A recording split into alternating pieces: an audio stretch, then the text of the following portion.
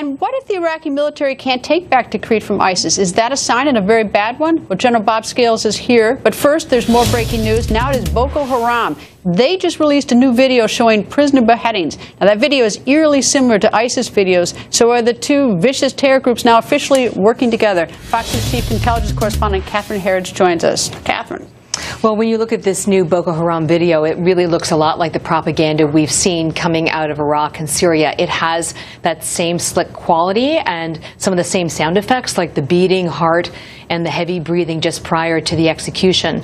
But when you talk to U.S. intelligence officials, what they'll say at this point is that Boko Haram is engaged in sort of this sincerest form of flattery, this kind of imitation. What difference does it make? I mean, like Right. whether one's copying or whether they've joined.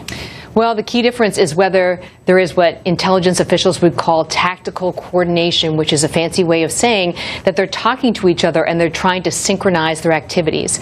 They have not seen this yet, but I would also argue we don't have the most terrific intelligence on the ground either. Not to mention the fact that they thought that, at least I think they advised the president with JV in January. I assume the intelligence committee did that, the community did that. All right, what about Libya?